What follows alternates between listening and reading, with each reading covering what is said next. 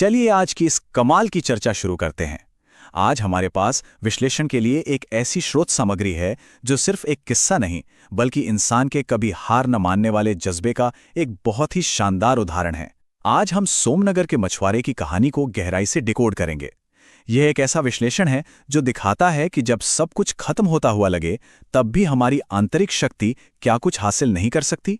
तो चलिए बिना किसी देरी के इस कहानी की गहराई में उतरते हैं। इस पूरे विश्लेषण का जो मूल भाव है वो एक बहुत ही पावरफुल लाइन पर टिका है। ये कहानी हर उस इंसान के लिए है जो जिंदगी में टूट तो जाता है लेकिन हार मानने से साफ इनकार कर देता है। ये लाइन हमें सीधे तौर पर बता देती है कि आज की चर्चा उन मुश्किल हालातों के बारे में है जब सब कुछ बिखर जाता है। सच कहें तो असली हार तब नहीं होती जब हम गिरते हैं, बल्कि हार तब होती है जब हम दोबारा उठने से ही मना कर देते हैं, है ना? आइए इस विश्लेषण के पहले हिस्से की तरफ बढ़ते हैं। सोमनगर का मछुआरा। जरा पुराने भारत के एक छोटे से तटीय शहर की कल्पना कीजिए। संकरी गलियां, हवा में समंदर के नमक की वो तेज महक और चारों तरफ मछलियों की गंध। बिल्कुल इसी माहौल में हमारे मुख्य किरदार की जिंदगी बुनी गई है।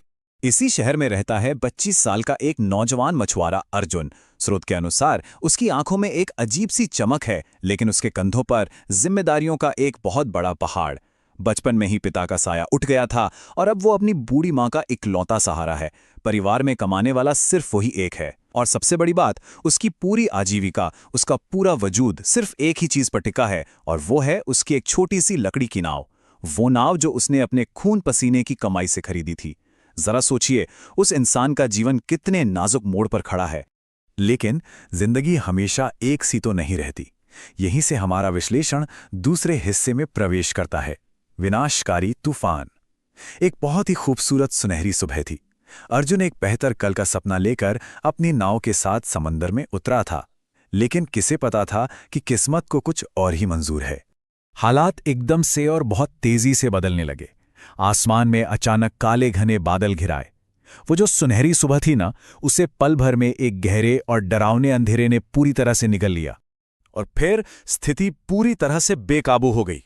हवा इतनी भयानक आवाज के साथ चलने लगी कि मानो सब कुछ तबाह कर देगी। वो समुंदर जो कुछ पल पहले तक अर्जुन के सपनों का साथी था, अब विशाल लहरों में तब्दील होकर उफान मार रहा था। अर्जुन की वो इकलौती लकड़ी की नाव उन बेरहम लहरों के थपेड़े खा रही थी और वो अपनी पूरी ताकत लगाकर उस नाव को बचाने की जद्दोजहद कर रहा था। लेकिन फिर वो हुआ जिसका सबसे ज्यादा खौफ था। एक बहुत ही विशाल लहर आई और नाव बीचों बीच से दो हिस्सों में टूट गई। सच कहूं तो यह सिर्फ एक लकड़ी का टूटना नहीं था, ये अर्जुन के सपनों का, उसकी रोजी रोटी का और उसके परिवार के भविष्य का टूटना था। अर्जुन सीधे उस उफनते समंदर में जा गिरा। ये एक ऐसा प्रहार था जो किसी को भी पूरी तरह से तोड़ कर रख दे। इस खौफनाक त्रासदी के बाद हम स्रोत सामग्री के तीसरे हिस्से पर आते हैं, हार मानने से इनकार।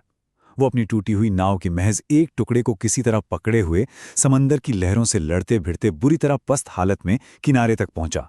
या तट पर जो नजारा था वो बहुत ही स्पष्ट और चौंकाने वाला था। एक तरफ तो गांव वालों की प्रतिक्रिया थी। लोग मजाक उड़ा रहे थे, संदेह कर रहे थे। वो कह रहे थे कि अर्जुन का जीवन अब खत्म हो गया। अगर वो नया कर्ज लेगा भी तो उसे चुकाएगा कैसे? लेकिन दूसरी तरफ था अर्जुन का दिमाग।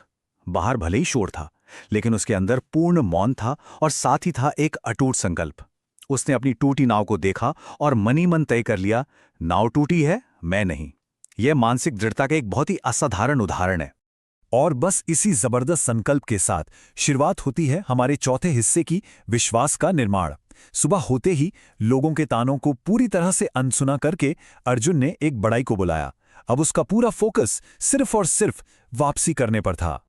जाहिर है एक बड़ी वापसी के लिए बहुत बड़ा बलिदान भी देना पड़ता है। पैसे तो थे नहीं, इसलिए अर्जुन ने अपनी मां के सोने के झुमके तक गिरवी रख दिए। ये कोई आसान फैसला नहीं था। फिर उसने बड़ई के साथ मिलकर सूरज की उस झुलसा देने वाली गर्मी में लगातार 3 हफ्तों तक दिन रात कठोर परिश्रम किया।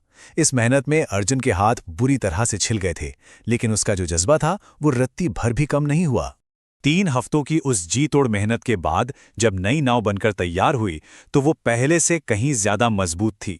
अर्जुन ने उस पर एक खास शब्द पेंट किया, विश्वास। विश्वास यानी वो अटूट दृढ़ निश्चय कि कड़ी मेहनत और सही जज्बे से किसी भी हार को हराया जा सकता है। असल में यही वो सोच थी जिसने अर्जुन को पूरे गांव वालों के मजाक और संदेह के खिलाफ एक ढाल दी थी। आइए अब इस विश्लेषण के अंतिम और सबसे बेहतरीन हिस्से की ओर बढ़ते हैं, हार से जीत तक का सफर। अपनी नई नाव विश्वास को लेकर अर्जुन पहली बार शांत समंदर में उतरा। किनारे पर खड़े लोग अभी भी वही पुरानी बातें कर रहे थे, लेकिन अर्जुन का ध्यान केवल अपने काम पर था। और फिर जो हुआ उसने पूरे सुमन नगर को हैरान करके रख दिया। यकीन मानिए, वो सफलता अविश्वसनीय थी। अर्जुन के जाल में इतनी मछलियां फंसी कि उसकी नाव सचमुच डूबते डूबते बची। उसने उन मछलियों को बाजार में सबसे ऊंचे दामों पर बेचा। और इसका नतीजा क्या हुआ? उसने अपना सारा कर्ज एक ही झटके में चुका दिया, साथ ही अपनी मां के इलाज के लिए जरूरी पैसे भी जमा कर लिए। यह सिर्फ एक अच्छी कमाई वाला दिन नहीं था, बल्कि उन सभी लोगों के लिए एक करारा जवाब था जिन्होंने उस पर शक किया था। अब पूरे गांव का नजरिया बदल चुका था। जो कल तक मजाक उड़ा रहे थे, वो अब इसे एक चमत्कार बता रहे थे। लेकिन अर्जुन का जवाब बहुत ही गहरा था। उसने कहा, चमत्कार सिर्फ इतना है कि मैंने हार मानने से इनकार कर दिया। जीत असल में हार के अंदर ही छुपी होती है। ये बात इस पूरी स्रोत सामग्री का असली सार है। सफलता कोई जादू नहीं है, बल्कि गिरकर दोबारा उठने की जिद है। और इसी शक्तिशाली विचार के साथ हम आज के इस विश्लेषण के अंत में पहुंचते हैं। ये कहानी हमें एक बहुत ही गहरा सवाल सोचने पर मजबूर करती है। जब जिंदगी में हमारी अपनी नाव टूटती है, तो क्या हमें लहरों को अपना भाग्य तय करने देना चाहिए, या फिर एक और भी ज्यादा मजबूत नाव बनानी चाहिए? सुमनगर के अर्जुन की कहानी बिल्कुल साफ कर देती है कि जो इंसान हार नहीं मानता, किस्मत भी उसी का साथ देती है। इस विचार को हमेशा अपने साथ रखें। आज के विश्लेषण में बस इतना ही।